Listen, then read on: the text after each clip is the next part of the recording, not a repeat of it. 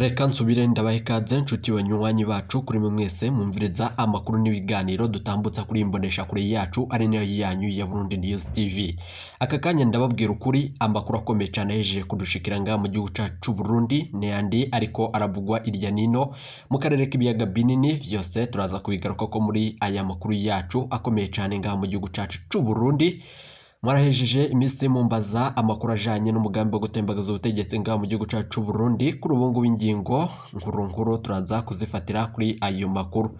Reka nsubire ndaguhe kaze nshuti munywanyi wacu kuri uri kumviriza ibiganiro n'amakuru dutambutsa kuri imbonesha kure yacu ari nayo yanyu ya Burundi News TV muherereye irya nino ku migabane y'amakungu ya kure abatwumviriza muherereye irya nino mu karere k'ibiyaga binini. Reka ndaguhe kaze nshuti munywanyi wacu kuri uri kumviriza ibiganiro vyacu muherereye nga mu gihugu cyacu Burundi mu makomine agiye atandukanye mu bisata bitandukanye vy'igihugu. Turabaye kaze muri biganiro dutambutsa kuri Burundi News TV. Reka nizere ko wajeje gupyonda ijambo sabone ndagukengurukire cyane nshuti munywanyi kuri wajeje gupyonda ijambo sabone cyangwa subscribe kuba tarabikora akaniko karyo ndagusaba muri kimusi iyi video urabanditse ijambo sabone upyonde ko uracurabona hari akazugera nawe nyene upyonde ko hama tuje turabana mu makuru n'ibiganiro dutambutsa kuri imbonesha kure yacu ari nayo yanyu ya Burundi News TV. Aya n'amakuru avugwa mu bisata bitandukanye gisata ca politiki umutekano n'agateka kazina muntu tukayatambutsa kuri Burundi News TV umurongo kandi imbonesha kure imwe rudende bashitsa ko amakuru y'ukuri. Kuri ubu ngubu rero ingingo nkuru turazifatira ku makuru akomeye cyane hejeje kudushikira. Murahejeje imisi itari mikeyi mwumbaza amakuru ajanye n'umugambi wo gutembagaza ubutegetsi bwa nyenicubahiro General Major Evariste Ndayishimiye. Kuri ubu ngubu amakuru akomeye cyane hejeje kudushikira n'amakuru avuga ku mugambi wo gukurako iyi ntwaro y'umukuru w'igihugu General Major Evariste Ndayishimiye nyuma yuko General Prime Niyongabo hejeje gufata ingingo ikomeye cyane. Reka tubigaruke ko mu makuru yacu akomeye cyane. Ingingo nkuru turazifatira kuri aya makuru ahejeje kudushikira nga mu gihugu cyacu Burundi. Aka kanya umukuru w'igisoda nga mu gihugu cyacu Burundi kuri ubu ngubu General Prime Niyongabo ahejeje gufata ingingo ikomeye cyane yo gukurako ubutegetsi bwa nyenicubahiro General Major Evariste Ndayishimiye nyuma yuko vyahejeje kwibonekeza ko ariko arakoresha tekinike zitandukanye mu bijanye no kuba yagandagura no kuba yakurako ubutegetsi bwa nyenicubahiro General Major Evariste Ndayishimiye.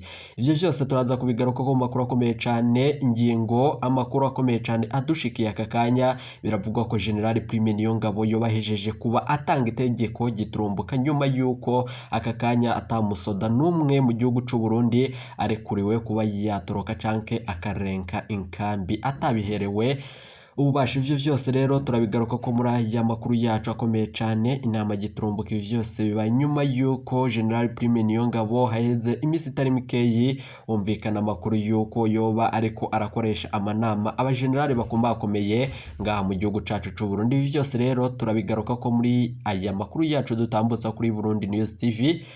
Ariko haravugwa amakuru ko General Prime Niyongabo nkuko tuhejeje kurungikirwa n'umwe mu basoda bakomeye mu gihugu cy'u Burundi ibijanye n'agatekiniki kariko karakoreshwa mu gisoda cy'u Burundi nyuma yuko General Prime Niyongabo atanze iryo tegeko rikomeye cyane ku gisoda. Hoba humvikanye umugambi ukomeye cyane nyuma yuko mumvirije ko agatorwasi yarishiriwe ko imiliyoni zishika 30 kuzotora ikiziga kiwe. Aka kanya General Prime Niyongabo yobahejeje kwinjiza agatorwaso umukuru w'umugambi utavuga rumwe n'ubutegetsi wa CNL mu rugamba. Vyose turaza kubigaruka mu makuru akomeye cyane.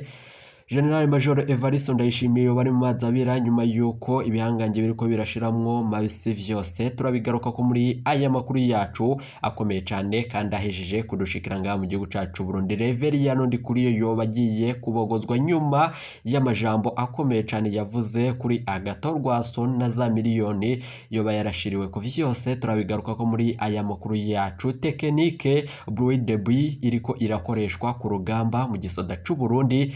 General Prime Niyongabo ibikoho bitandukanye n'ibindi bitandukanye mu gihugu cy'u Burundi vyatanguye kumvikana mu gihugu cy'u Burundi aho abasoda bariko barumviriza ibijanye n'ibiriko birakorwa ntibatahure uko ibintu vyo bigiye gukorwa. Ariko iyi tekinike Bruit de Buy iriko irakoreshwa mu rugamba mu gisirikare cy'u Burundi. Vyose turabigaruka ko General Prime Niyongabo ariko arategura kudeta atarusoro ruvuze mu gihugu cy'u Burundi mu gihe yoba atangaje gutembagaza ubutegetsi bwa nyenicubahiro General Major Evariste Ndayishimiye. Inkuru idushikiye ku bijanye na General Prime Niyongabo n'umukuru w'umugambwe utavuga rumwe n'ubutegetsi wa CNL agatorwa vyose. Reka tubigaruke ko muri aya makuru akomeye cyane hejeje kudushikira. Reka amakuru yacu tuyatangurire ku makuru avurwa mu gihugu c'u Burundi. Kuri ubu ngubu rero amasanamu y'akamaramaza yerekana abana b'abanyeshuri bo mu mwambaro w'ishure bikoreye amatafari abarengeye. Amakuru akomeye cyane dukura ahantu hakomeye cyane, ayo niyo twarungikiwe n'umuvyeyi arereye muri Ecofo Wayira avuga ko umubabaro afise. Uyu muvyeyi avuga ko ingene umuyobozi w'ishure nanone Sylvestre Sibomana apatana ibiraka vyiwe akabikoresha mwo abanyeshure mu myanya y'ivyigwa. Amakuru akomeye cyane hejeje kudushikira nk'uko uwo muvyeyi yatanguye agira ati mwaramutse neza, twifuje ko kubasaba ko mwodufasha kudutabariza twebwe abavyeyi turereye abana ku ishure shingiro rya Wayira muri zone Wayira komine Murwi mu ntara ya Cibitoke. Ubuyobozi w'ishure Sylvestre Sibomana afata ibipatane vyo guseha umusenyi n'amatafari hama agaca akoresha abanyeshuri mu mwanya w'ivyigwa. Muravyibonera ko ku dufoto twabasangije tw'abana bari bikoreye amatafari kandi arengeye ubushobozi bwabo, aho bariko baseha amatafari y'umudandaza yitwa Nzeyimana Gedeon. Amakuru akomeye cyane adushikiye yabandanije agira ati twebwe nk'abavyeyi ntako tagize gushika ubu nta kintu turabona co guhamagaza uwo muyobozi kugira ngo asigure uko gukoresha abana ibikorwa birengeye ubushobozi bwabo kandi mu mwanya w'ivyirwa. Ikindi tutumva nuko vyemewe ko abanyeshure bakoreshwa ibikorwa vyo guca amahera aja mu mifuko y'abayobozi babo. Turasavye mudufashe gusemerera nanone mwebwe mufise ijwi rishika kure. Ngaha kuri Burundi News TV murazi ko dusanzwe twahora tubashitsa ko amakuru akomeye cyane abayejeje kudushikira dutabariza imiryango iriko irafise ibibazo. Niba nawe ufise ikibazo turungikira ubutumwa tugufashe. Ngaha kuri Burundi News TV hano umuntu aribaza ingene ibintu nk'ivyo bishoboka mu gihugu cacu ciza c'u Burundi bikaba ku mugaragaro, abigisha bakavyemera, abajejwe intwaro bakabireka. Umushikiranganje François Vyarimana arakwiye gufata mu minwe kino kibazo nyuma yuko uyu muyobozi aganwa vy'akarorero kandi agatanga indishi y'akababaro ku mwana wese yikoreje amatafari. Kuri ubu ngubu rero iyi Burundi News TV turiko turabandanya mu kubashitsa ko amakuru akomeye cyane adushikiye biriko mu nyuma z'uko nayo ayandi makuru avurwa mu gihugu c'u Burundi ari uko kuri ubu ngubu abasirikari b'u Burundi ibintu vyabihejeje gukomera cyane nk'uko amasanamu mubona ngaha, ariko abasirikari bacu mu ngabo za EAC bariko barava mu birindiro vyabo mu mvura nyinshi nyuma yuko mu mabarabara adasobanutse bariko bagenda ibirometero n'amaguru biremetse utwabo twose, nta n'imodoka za EAC ziriko zirabafasha. Bamwe mu basoda batubwiye ko bataye ivyabo vyose baraguze kubera ko atamodoka zaje kubafasha kwimuka. Umuntu akibaza impamvu abasirikari bagiye gufasha ikindi gihugu kandi abashigikiwe na EAC bafatwa neza.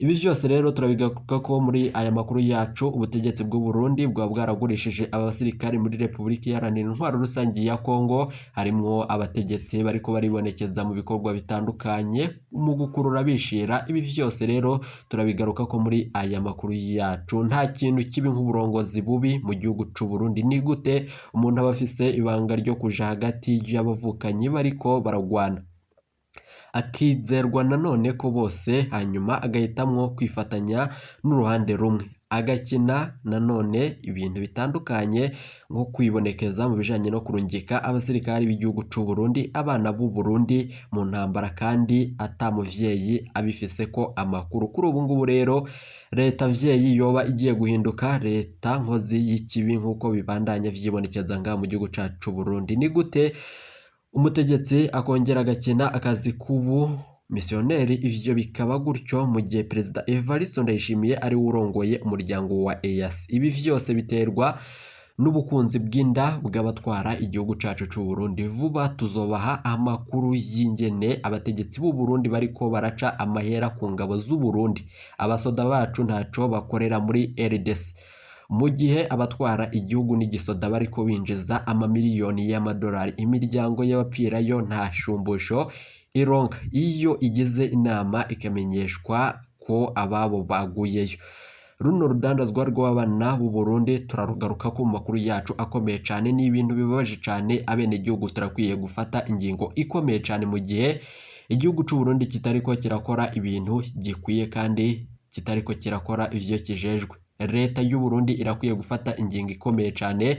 Ntidukeneye urudandazwa rw'abana b'igihugu cacu c'u Burundi bari kubararungikwa muri Repubulika Iharanira Intwari Rusangi ya Kongo, mu gihe abategetsi bakomakomeye bariko barinjiza amadolari akomeye cyane, amafaranga y'agaciro mvamakungu, ibintu bitandukanye, kandi abana b'igihugu bariko baratosekara muri Repubulika Iharanira Intwaro Rusangi ya Kongo. Nayo andi makuru avurwa mu gihugu cy'u Burundi biravugwa ko kuri ubu ngubu umugambwe uri ku butegetsi wa CNDD-FDD kuri ubu ngubu umunyamabanga mukuru wawo Reverien Ndikuriyo yo bahejeje gufata ingingo ikomeye cyane mu kwifatanya na Keri Nkurunziza mu bijanye no kuba bakurako intwaro no kuba bagandagura General Guillaume Bunyoni waza umushikiranganje wa mbere ngaho mu gihugu cacu Burundi. Nyuma y'amakuru akomeye cyane bumvirije ko hoba hari akarwi kinyegeje mu mugambi wo kuagarika umutima w'umuhisi Petero Nkurunziza. Mwarumvirije ko ari amahera yasumwaga igihugu cy'u Burundi akajanwa kubakishwa inzu ikomeye cyane yubakishijwe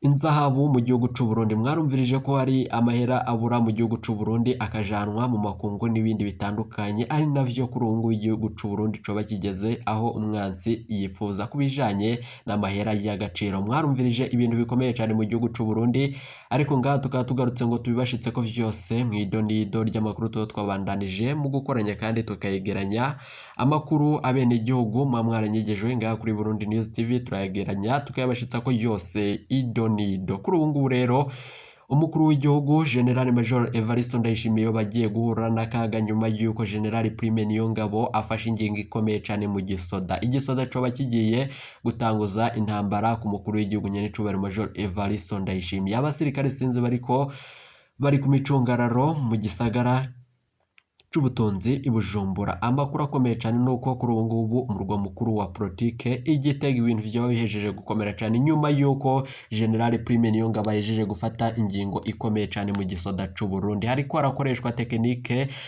ya Blue Debi ihejeje kwibonekeza nk'uko tubirungikirwa n'umusirikare akomeye cyane mu gihugu cy'u Burundi, gusa atashimye ko tuvuga amazina yiwe kumva z'umutekano wiwe. Amakuru akomeye cyane adushikiye nuko General Prime Niyongabo yoba afashe iyo ngingo nyuma yuko yahamagaye umukuru w'umugambwe wa CNL kugira ngo bafatanye mu bijanye nuko yahora akora muri wa murwi wariko urarwana mu gihugu cy'u Burundi. Amakuru akomeye cyane adushikiye nuko Agathon yoba yemeye iki cyifuzo. Biravugwa ko vyoba bigiye gukomerera umukuru w'igihugu Nyenicubahiro Major Evariste Ndayishimiye. Abenegihugu bahejeje kuturungikira amakuru bibaza niba Agathon arava muri CNL, abandi bakabaza amakuru niba General Prime Niyongabo arashobora kuva muri CNDD-FDD. Ariko ngaha kuri Burundi News TV turagarutse tubashitse amakuru akomeye cyane y'ukuri. Ndababwira ukuri, aka kanya amakuru adushikiye nuko umukuru w'igihugu Nyenicubahiro Major Evariste Ndayishimiye yoba ari mu yabira nyuma y'igitero kaminuza kigiye kugabwa ku kirimba c'umukuru w'igihugu. Ibi vyose bigiye gukorwa muri tekinike twababwiye mu funyo ikomeye cyane iriko irakoreshwa n'igisirikare kirongowe na General Prime Niyongabo, nkuko tubandanye tubishikirizwa n'umwe mu bagenerale bakomakomeye mu gihugu c'u Burundi. Larub umurwi mushasha nawe woba uriko utanguye kwinjira mu gihugu c'u Burundi nyuma yuko uhejeje iminsi indwi zishika zibiri uri mu ishamba ry'icimeza ikibira. Amakuru adushikiye aka kanya na makuru adahumuriza, ariko abenegihugu turafise vyinshi vyo gukora kuri leta yacu y'u Burundi, iyo twita leta mvyeyi. Ibintu vyo bigiye kuyangara nyuma yuko umvikanye amakuru akomeye cyane ko General Guillaume Bunyoni nawe yoba afise ikiroberi inyuma ya leta. Amakuru adushikira mwarumvirije ko yari yarungitse abagandagura umukuru w'igihugu, nubwo atavyemezo dufise nk'uko parike ivyagiriza General Guillaume Bunyoni. Amakuru yo kwizerwa adushikiye nuko General Prime Niyongabo uyu mugambo ukomeye cyane cyane iyi tekinike iriko irakorwa mu gisoda c'u Burundi yoba igiye gutanga umuco kuvyerekeranye n'iyi kudeta iriko yibonekeza. Mwarumvirije ko umukuru w'igihugu igihe yerekeje irya nino ku migabane y'amakungu ya kure yoba agiye mu bihugu vya Afrika. Mwarumvirije ko ibonekeza icuka ca kudeta gaca garuka akabeshuza ibihuha vyavuzwe, none vyoba bihejeje gushika nyuma yuko General Prime Niyongabo ngaha afashe ingingo ikomeye cyane. Turi bigaruke ku makuru yacu abandanya kudushikira nayo. Umukuru w'umugambwe utavuga rumwe n'ubutegetsi wa CNL agatorwa nyuma yuko umvikanya makuru ko Reveriyano Ndikuriyo umunyamabanga mukuru w'umugambwe uri ku butegetsi wa CNDD-FDD yari yamushiriye ko imiliyoni zishika 30 ku muntu azotora ikiziga ciwe. Biravugwa ko kuri ubu ngubu ivyo bihanganje vyose vyari vyibonekeje muri uwo mugambi vyoba bigiye guhura n'ivyo imbwa yaboneye ku mugezi. Amakuru yo kwizerwa adushikiye nuko kuri ubu ngubu General Prime Niyongabo yoba agiye gutanga umuco kuvyerekeranye na kudeta kubijanye n'ibiriko biraba. Yateguye umugambi ukomeye cyane wo gukurako nyene icubahiro General Major Evariste Ndayishimiye atarusoro na rumwe ruvuze mu gihugu c'u Burundi. Niyo mpamvu yatanze iryo tegeko rikomeye cyane ryo kuba atamusirikare numwe arekuriwe gusohoka ikambi arimo. Amakuru adushikiye nuko zangabo z'igihugu c'u Burundi zarungitswe zagurishijwe muri Republika Iharanira Intwaro Rusange ya Kongo, nazo nyene amagara yazo yoba ageramiwe. General Prime Niyongabo arakwiye gufata ingingo ikomeye cyane agatorera umuco icyo kibazo kiriko kibonekeza. Igihugu c'u Burundi mwarumvirije ko ariko harakorwa rudandazwa ku bana b'u Burundi muri Republika Iharanira Intwaro Rusange ya Kongo, aho harungitswe amakamba ashika 2 ariko abene igihugu ntituzi ingene abo basirikare b'u Burundi barungikwamo. Ata n'umuvyeyi ahabwa ishumbusho nyuma yuko hari abana b'u Burundi bagandaguriwe mu rugamba. Amakuru adushikiye nuko kuri ubu ngubu kuri rigenekerezo hatahukanywe ibiziga bishika 12 bikaba vyashikanywe ngaha mu gihugu cacu c'u Burundi. Turahojeje abaryango babuze ababo mu gihugu c'u Burundi, kandi reka ndakengurukire cyane General Prime Niyongabo ariko ahejeje gufata ingingo ikomeye cyane yo kuba yashira ibijanye n'izi ngabo ziriko zirarungikwa muri Republika Iharanira Intwaro Rusange ya Kongo akabishira ko umuco. Amakuru adushikiye yandi avugwa kuri iki gisoda c'u Burundi nuko General Prime Niyongabo nyuma yo kwandikira amakuru akomeye cyane no gufatikanya n'umukuru w'umugambwe utavuga rumwe n'ubutegetsi wa CNL nyuma ya tekinike yakoreshejwe mu bijanye no kuyovya igisirikare c'u Burundi n'ibindi bitandukanye ku mvo zo gutembagaza Major Evariste Ndayishimiye mu ibanga rikomeye cyane atarusoro ruvuze, atamisukumano ibayemwo, vyose atani ubusumwa bubayemwo, vyose turabigaruka ko mu makuru akomeye cyane ahejeje kudushikira. Mu kirimba gishasha Ikirundo vyoba bihejeje gukomera cyane nkuko tubishikirizwa n'umwe mu bagenerali bacungerera mu biro vy'umukuru w'igihugu. Itangazo giturumbuka naryo ryo barihejeje gufotwa nyuma yuko umukuru w'igihugu nyiricubero Major Evariste Ndayishimiye atari ngaha mu gihugu c'u Burundi. Vyose turaza kubigaruka ko muri aya makuru yacu tubandanya tubashitsa ko kuri imbonesha kure yacu ari no yanyu ya Burundi News TV. Abamenyesha amakuru bacu bariko baratugirira amatoza kubijanye na wa mu generali yatorokeye ikibira, turaza kubigaruka ko muri aya makuru akomeye cyane hejeje kudushikira. Mwarumvirije ko hari abasirikare b'u Burundi bariko baratoroka igisoda kumva zuko leta y'u Burundi iriko irabakorera ko urudandazwa muri Republika Iharanira Intwaro Rusange ya Kongo. Babiri barajeje gutabwa mu mvuto nyuma yuko itangazo riva aho bapfungiwe i Bujumbura ririko riravuga ko abo basirikare amagara yabo yoba ageramiwe. Turabigaruka ko muri aya makuru yacu ahejeje kudushikira, kandi turasavye ababijejwe batezurire kandi ibi biriko biribonekeza ntibikwiriye abene igihugu. Umusirikare arakwiye guhabwa iteka mu gihugu c'u Burundi kuko niwe dukesha umutekano n'amahoro n'umutuzo mu gihugu cacu c'u Burundi. Abene igihugu turashigikiye leta ariko ntidushigikiye ivyo iriko irashikiriza igihugu c'u Burundi. Turiko turakora amatoza kuvyerekeranye n'uyu mugambi ukomeye cyane wa General Prime Niyongabo n'ibindi bihanganje biriko biribonekeza mu gihugu c'u Burundi. Amagara ya General Alengiyome Bunyoni wazara umushikiranganje wa mbere ngaha mu gihugu cacu c'u Burundi, nayo turaza kuyagaruka ko mwidonido ry'amakuru yacu twategure. Turiko turabagirira amatoza mu kanya turaza kubashitsa ko urubanza rwa General Alengiyome Bunyoni. Iyi ni Burundi News TV.